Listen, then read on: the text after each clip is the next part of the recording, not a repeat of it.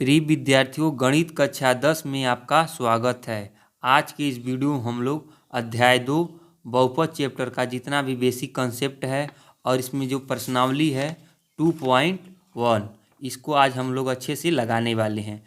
और हम आपको बता दें, ये एनसीईआरटी की जो नई बुक आई उसके आधार पर हम आपको बता रहे हैं। तो लास्ट तक आप लोग इस वीडियो को अच्छे से देखिए। बहुपद चैप्टर में जितना भी बेसिक कंसेप्ट है, जितना भी सूत्र है, नियम है, उसको हम अच्छे से आपको बताने वाले हैं। सबसे पहले हम आपको बता दें यानी बहुपद किसको कहते हैं। तो बहुपद को इंग्लिश हम लोग क्या बोलते हैं? पोलोनोमियल। हम चैप्टर का क्या कर रहे हैं, शुरुआत करें। आप इसको ध्यान से अच्छे से देखिए। बहुपद को इंग्लिश में हम लोग बोलते हैं पोलोनोमियल। क्या बोलते हैं? पोलोनोमियल। बहुपद को क्या बोलते हैं? पोलोनोमियल। और बहुपद का जो अर्थ होता है, इसका मतलब होता है एक से अधिक पद। क्या होता है? एक से अधिक पद। जिसमें एक से अधिक पद होता है उसको क्या बोलते हैं हम लोग? बहुपद कहते हैं। अब बहुपद को और अच्छे से जानने के लिए सबसे पहले आपको एकदम बेसिक कंसेप्ट को जानना पड़ेगा, वो है चर और अचर। तो सबसे पहले हम आपको बता देते हैं अचर।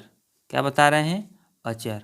अचर किसको कहते हैं? यानी गणित के जितने भी संख्याएं, जितने प्रकार से हम लोग लिखते हैं, यानी जिनका मान क्या रहता है? स्थिर रहता है, उसको क्या बोलते हैं हम लोग? अचर बोलते हैं। क्या बोलते हैं? अचर।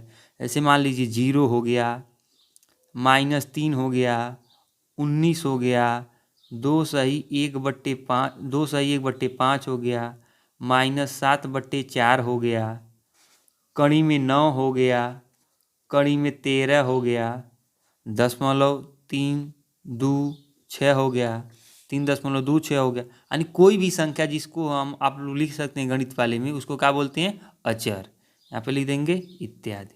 यानी जितने भी अंकों को हम लोग जिस मॉडल से लिख पाते हैं सभी को हम लोग क्या कहते हैं? अचर। अचर राशि क्या कहते हैं? अचर। और एक होता है चर।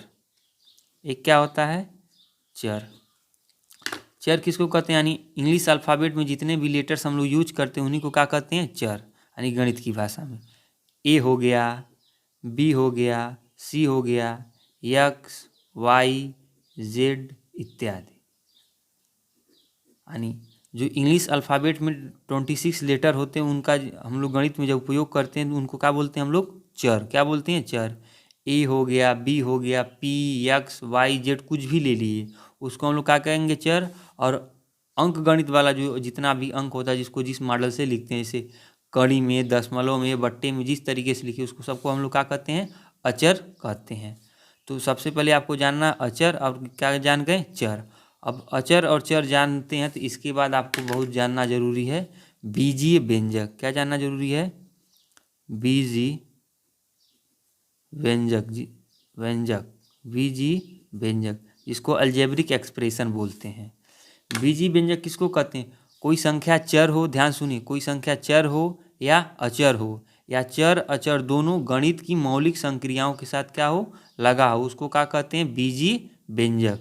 मौलिक गणितीय संक्रिया क्या होती है? जिसमें कहते हैं प्लस, माइनस, गुणा और भाग। ये गणित की क्या है? मौलिक फंडामेंटल्स रूल्स हैं। ठीक है। तो कोई संख्या क्या हो? अचर हो या चर हो, या चर अचर दोनों एक साथ हो, यानी प्लस माइनस गुणा भाग किसी के साथ लगा हुआ, उसको क्या कहते हैं हम लोग?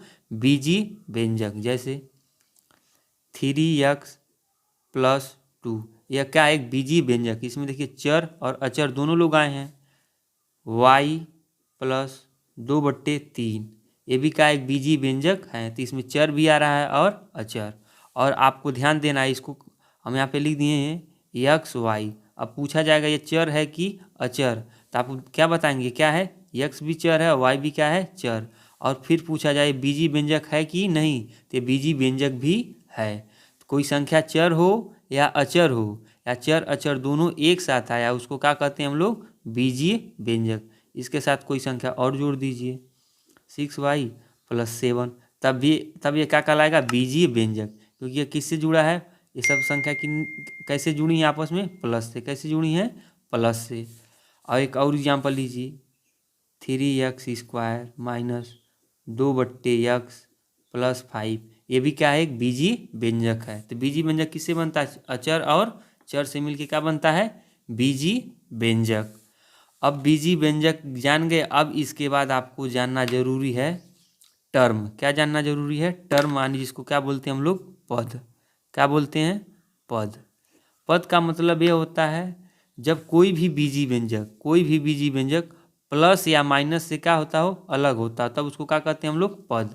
गुणा और भाग से नहीं। जैसे मान लीजिए 2x² माइनस 5, यानी यह 2x² और बीच में क्या लगा माइनस, यहाँ पे क्या है 5, तो इसके कितने पद होंगे, 2। कितने पद होंगे, 2। लेकिन यहाँ पे 2x/7, इसमें कितने पद होंगे, 1, क्योंकि 2x और ये 7 जो जुड़ा इसके साथ क्या है, भाग है। जो संख्या बटे में रहती है उसको क्या कहते हैं हम लोग, भाग। यानी भाग से, यानी इसमें केवल कितने पद हैं, 1 पद है। इसमें कितने टर्म है, 2, इसमें कितने हैं, 1। इसमें बताइए 3x² माइनस 5 प्लस XY। देखिए 3 जो है x² से क्या है, मल्टीप्लाई का संबंध है, इस नाते एक ही पद है, एक टर्म, यहाँ पे 2 टर्म, यहाँ पे 3। यानी माइनस और प्लस से जब कोई चीज़ अलग होता है उसको क्या कहते हैं हम लोग, पद कहते हैं। इसमें बताइए कितने टर्म है, 2x² YZ। कि देखिए जितना भी 2x² Y और Z, जितने भी आपस में मतलब चिपके हुए चाहे जुड़े हुए कि क्या संबंध है इनका आपस में, मल्टीप्लाई का। इस नाते इसमें कितने टर्म है, केवल एक ही टर्म है।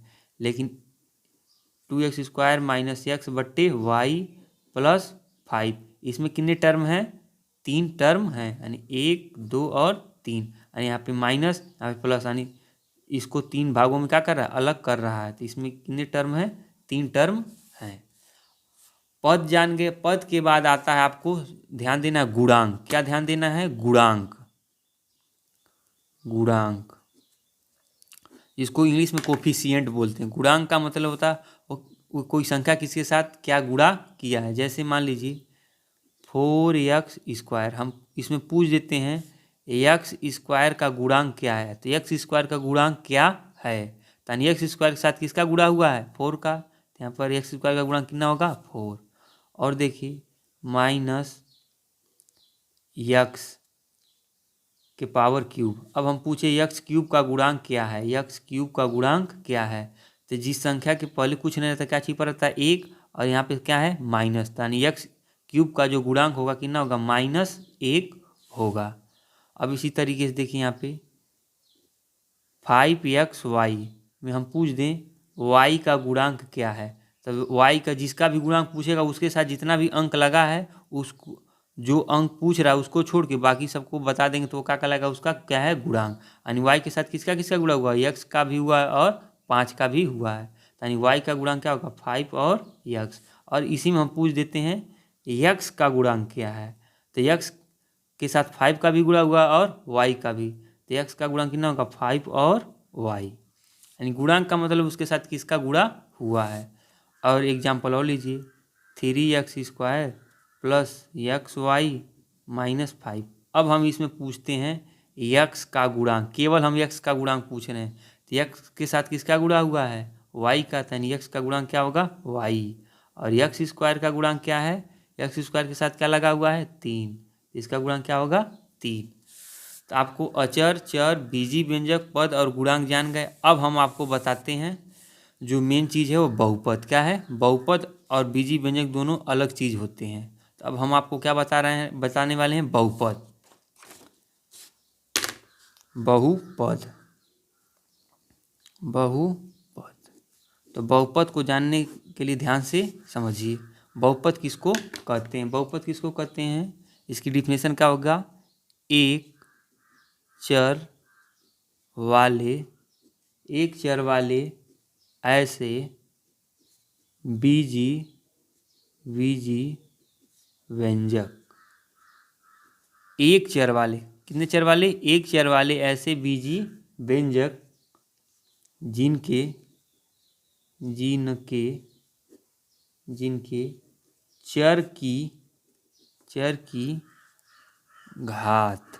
एक चर वाले ऐसे बीजी व्यंजक जिनके चर की घात पूर्ण संख्या हो, उसे बहुपद कहते हैं। यानी एक चर वाले ऐसे बीजी व्यंजक जिनके चर की घात पूर्ण संख्या हो उसे बहुपद कहते हैं। अब सबसे पहले आपको जानना पड़ेगा पूर्ण संख्या किसको कहते हैं। तो पूर्ण संख्या सबसे पहले आप जान लीजिए। पूर्ण संख्या यानी प्राकृतिक संख्या में जब हम लोग जीरो को सम्मिलित कर देते हैं तो क्या बनता है, पूर्ण संख्या। यानी 0, 1, 2, 3, 4, 5 डॉट डॉट ये कहाँ तक जाता है, अनंत तक। यानी 0, 1, 2, 3, 4, 5, 6, 7 जितनी भी संख्या होती है उनको क्या कहते हैं हम लोग, पूर्ण संख्या कहते हैं। तो बहुपद सब समझिए अच्छे से, एक चर वाला ऐसा बीजी व्यंजक यानी जिसमें कितना चर हो, केवल एक चर, या तो x हो या तो y हो या तो z, केवल एक ही आया हो, जिनके चर की घात पूर्ण संख्या हो, उस पर पावर जो कितना हो पूर्ण संख्या, उसको क्या कहते हैं हम लोग, बहुपद कहते हैं। तो जैसे देखिए 2x² प्लस 5x माइनस 3 यानी x पे जो पावर है, यहाँ भी x है और यहाँ भी, इसमें कितने चर आए हैं, केवल एक ही प्रकार का चर आया है। यहाँ पर x के पावर कितना है, 2 है, यहाँ पर x के पावर कितना है, 1। इस नाते बीजी व्यंजक बहुपद है। क्या है, बीजी व्यंजक भी है और क्या है, बहुपद भी है। तो हमको सबसे पहले जानना पड़ेगा बहुपद। तो बहुपद में जिसमें एक चर हो, अब देखिए y² माइनस 5y प्लस 1/2, ये भी अपने आप में क्या है, बहुपद है, क्योंकि ये कैसा चर है, केवल एक चर है और y पे पावर कितना है, 2 है। अब आप इसको बताइए, x² प्लस 1/x माइनस 3 ये बहुपद है कि नहीं। ये भी देखिए x के रूप में है, लेकिन यहाँ पर x के पावर कितना है, 2, और यहाँ पर क्या है, बट्टे है, बट्टे यानी ये नीचे में है, तो जब ये नीचे से ऊपर जाएगा तो क्या हो जाएगा, x² प्लस x के पावर -1 और -3, यानी जो x का जो पावर कितना हो गया, ऋणात्मक हो गया ना, और हमको चाहिए क्या, पूर्ण संख्या। इस नाते ये बहुपद नहीं है, इस बात को आपको ध्यान देना है। √x प्लस 3x माइनस 7, अब इसको बताना है बहुपद है कि नहीं। तो देखिए क्या है, अंडर में x है, और अंडर का मतलब क्या होता है, 1/2। अंडर का वैल्यू कितना होता है, 1/2, यानी x पे कितना पावर है, 1/2 प्लस 3x² माइनस 7। जो x का जो घात क्या है, पूर्ण संख्या नहीं, एक चर में तो है लेकिन इसका जो पावर क्या है, पूर्ण संख्या में नहीं है, इस नाते ये भी बहुपद नहीं होगा। तो इस बात को आपको ध्यान देना, बहुपद जानने के लिए, यानी एक चर में हो और उसका जो पावर कितना हो, एक पूर्ण संख्या हो। एक एग्जाम्पल और लीजिए, 3x² प्लस t5 माइनस 3, ये बताइए बहुपद है कि नहीं। तो ये क्या होगा, बहुपद नहीं है। क्यों नहीं है, क्योंकि इसमें कितने चर आए हैं, 2 चर, x और t, इस नाते ये बहुपद नहीं है। तो आप बहुपद अच्छे से जान गए हैं। अब बहुपद किसे कहते हैं, अब हम लोग समझते हैं बहुपद के प्रकार। बहुपद के प्रकार, तो बहुपद को मुख्य रूप से 2 भागों में बांटा गया है। बहुपद के प्रकार को यानी कितने भागों में बांटा गया, मुख्य रूप से 2 भागों में बांटा गया। पहला है घातों के आधार पर, किसके आधार पे, घातों के आधार पर, घातों के आधार पर। एक है पदों के आधार पे, पदों के आधार पर, यानी बहुपद को मुख्य रूप से घात के आधार पे और पद के आधार पे डिवाइड किया गया है। तो सबसे पहले हम लोग पढ़ लेते हैं घात के आधार पे। पहला होता है रैखिक, क्या होता है, रैखिक बहुपद। रैखिक बहुपद इसको कहते हैं जिसकी मतलब क्या होता है, जिसमें केवल कितने पद होते हैं, नहीं, जिसके घात कितना होता है, 1, जिसमें घात केवल कितना होता है, 1, उसको क्या बोलते हैं हम लोग, रैखिक बहुपद बोलते हैं। दूसरा होता है, अभी हम इसके एग्जाम्पल भी आपको दे रहे हैं, द्विघाती बहुपद, त्रिघातीय बहुपद, यानी ऐसा बहुपद जिसमें पावर कितना हो, 1 उसको एक घाती, जिसमें पावर 2 उसको द्विघाती, जिसमें पावर 3 उसको त्रिघाती। एग्जाम्पल देखिए, जैसे एक घाती का 2x + 1, यक्स माइनस 3, इसमें कितने पावर हैं, यक्स के पावर कितना है, एक ही है ना, इस नाते क्या होगा, ये रैखिक बहुपद है। द्विघाती में क्या हो जाएगा, जैसे मान लीजिए 2x² यक्स प्लस 5, इसमें यक्स के अधिकतम पावर कितना है, 2, जो अधिकतम पावर होता है वही कहलाता है। यहाँ पर यक्स की पावर 1 है, लेकिन एक से भी ज़्यादा क्या है, यहाँ पे 2 है, इस नाते क्या है, द्विघाती बहुपद है। x² माइनस 5/3, यहाँ पे x पे पावर कितना है, अधिकतम 2, इस नाते क्या है, द्विघाती। उसी तरह त्रिघाती का एग्जाम्पल हो जाएगा, x के power 3 2x² minus 5 y² minus 5y³ plus 2/3, और यहाँ पे y का जो अधिकतम पावर कितना है, 3, इस नाते क्या होगा, त्रिघाती। यानी एक घात रहेगा उसको रैखिक, 2 घात रहेगा तो द्विघाती, 3 घात रहेगा तो त्रिघाती बहुपद। तो घात के आधार पे हो गया। अब उसके बाद आता है पदों के आधार पे। पद के आधार पे भी इसके कितने होते हैं, 3 टर्म होते हैं। पहला क्या है, एक पदी बहुपद, एक पदी बहुपद। दूसरा होता है दो पदी वो लिखें या चाहे द्वि, क्या लिखते हैं, द्विपदी बहुपद। तीसरे को बोलते हैं त्रिपदी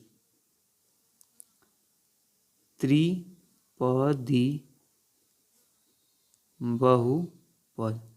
यानी एक पद, यानी इसमें केवल कितने पद होते हैं, एक पद होते हैं। जैसे यक्स, ये क्या है, एक पद है। 3x 5y, इसमें केवल कितने टर्म आ रहे हैं, केवल एक टर्म आ रहा है, यानी एक पदी।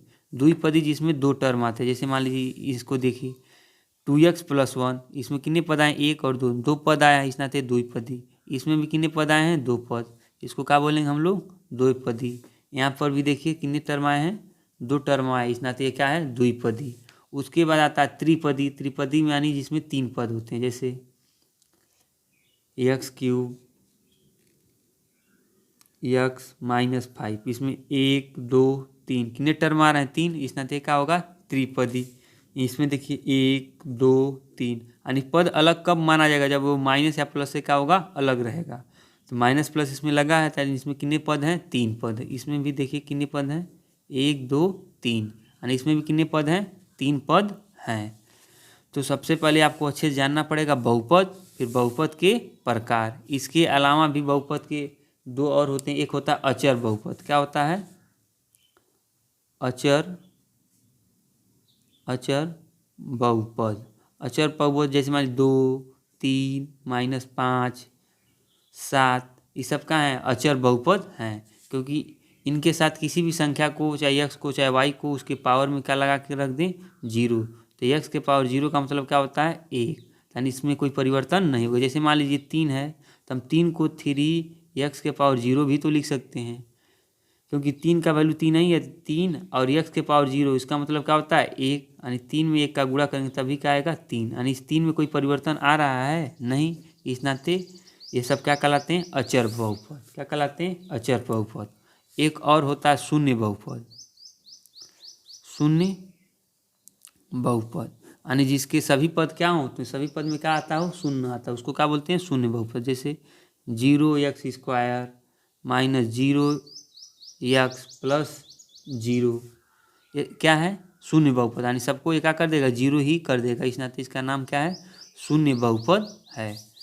तो घात के आधार पे, पद के आधार पे अचर बहुपद, शून्य बहुपद आप जान गए। अब हम लोग आते हैं प्रश्नावली पे। अब हम लोग प्रश्नावली 2.1 को देखते हैं। क्या करा है, किसी बहुपद px के लिए y बराबर px का ग्राफ नीचे आकृति 2.10 में दिया है। प्रत्येक स्थिति में px के शून्यकों की संख्या ज्ञात कीजिए। यानी हमको यहाँ पे ग्राफ दिया और इसको बताना है जो px है, प्रत्येक स्थिति में px के शून्यकों की संख्या कितना, यानी ग्राफ को देख के बताना उसका शून्यक क्या होता है। यानी कोई भी, मान लीजिए कोई भी बहुपद दिया है और बहुपद में कौन सा ऐसा मान रख दें कि उसको 0 कर देता है, तो वो उसका क्या कहलाता है, शून्यक कहलाता है। तो यहाँ पे हम आपको क्या करना है, ग्राफ को देख के बताना कि यानी इस ग्राफ के आचार्य इस पद के कितने बहुपद यानी शून्यक हैं। तो यहाँ पे आप ध्यान से देखेंगे अब शून्य ज्ञात करने के लिए एक्स अक्ष पे हमको ध्यान देना है। ये देखिए एक ग्राफ है, यहाँ पे ग्राफ इस तरीके से गया है, इस तरीके से गया है। तो यहाँ पर देखिए जो एक्स अक्ष को ये कहीं पर काट रहा है, टच कर रहा है, एक भी जगह नहीं टच कर रहा है, यानी इसका मतलब क्या हुआ, इसका कोई भी शून्यक नहीं है। तो कोई नहीं है, गणित की भाषा में क्या लिखेंगे हम उसको, जीरो। क्या लिखेंगे, जीरो। प्रश्नावली है, प्रश्नावली 2.1 का क्वेश्चन नंबर क्या था, पहले में पहला है। यानी इसको एक्स अक्ष को कहीं पर भी क्या कर रहा है, टच नहीं कर रहा है, इस नाते इसका जो मतलब शून्यक होगा किस तरह से लिखेंगे शून्यकों की संख्या जीरो है। शून्यकों की संख्या क्या है, जीरो है। यहाँ पे लिख देंगे क्योंकि ग्राफ एक्स अक्ष को एक भी बिंदु पर प्रतिच्छेद चाहे टच चाहे कट नहीं कर, प्रतिच्छेद का मतलब यह होता है कि उसको छूता है चाहे टच करता, प्रतिच्छेद। शून्यकों की संख्या जीरो है क्योंकि ग्राफ एक्स अक्ष को एक भी बिंदु पर प्रतिच्छेद नहीं करता है, इस नाते इसके शून्यकों की संख्या क्या होगा, जीरो होगा। अगले वाले में देखिए, यहाँ पे जो ग्राफ गया है एक्स अक्ष को कितनी जगह टच कर रहा है, वहाँ वाई को एक जगह किया है, एक जगह एक्स को। तो हमको केवल किसको ध्यान देना है, एक्स को ध्यान देना है। तो यहाँ पे एक जगह टच किया, इस नाते शून्यकों की संख्या कितना होगा, एक होगा। तो दूसरे को क्या लिखेंगे शून्यकों की संख्या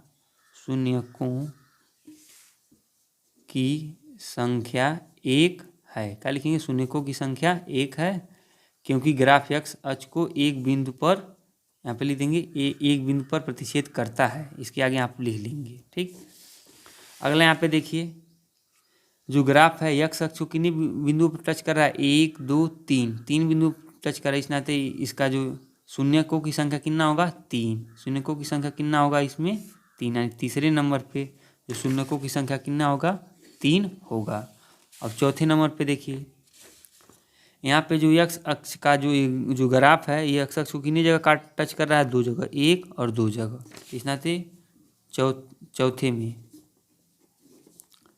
का शून्य कितना होगा, 2, सॉरी कितना होगा, 2, क्योंकि इसको केवल कितनी जगह टच कर रहा है, 2 जगह टच कर रहा है।